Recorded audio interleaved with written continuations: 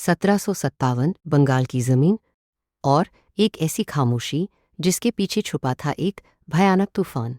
क्या आप जानते हैं, भारत को गुलाम बनाने की असली शुरुआत किसी बड़ी जंग से नहीं बल्कि एक गद्दारी से हुई थी। बंगाल भारत का सबसे अमीर सूबा।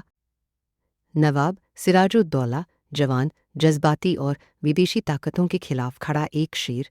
दूसरी तरफ ईस्ट इंडिया कंपनी, कम सैनिक लेकिन बेहद चालाक रॉबर्ट क्लाइव जानता था, तलवार से नहीं दिमाग से जीत हासिल करनी होगी।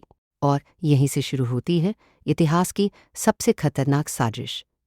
नवाब की ही सेना में एक नाम, मीर जाफर, नवाब का सेनापति, लेकिन वफादारी रात के अंधेरे में हुए गुप्त समझौते। वादा था बंगाल की गद्दी, प्लासी का मैदान, एक तरफ 50,000 से ज्यादा नवाब की सेना, दूसरी तरफ सिर्फ 3,000 अंग्रेज सैनिक। लेकिन अचानक नवाब की सबसे बड़ी ताकत हेती तक नहीं, तोपें गरजती है, बारूद भीग चुका है और मीर जाफर की सेना खामोश खड़ी रहती है। युद्ध कुछ घंटों में खत्म। नतीजा तय था, नवाब सिराज उद्दौला हारते हैं, भागते हैं, पकड़े जाते हैं और इतिहास का सबसे दर्दनाक अध्याय लिखा जाता है। प्लासी की लड़ाई सिर्फ एक जंग नहीं थी, ये था भारत की दौलत, सत्ता और आज़ादी का पहला बड़ा सौदा।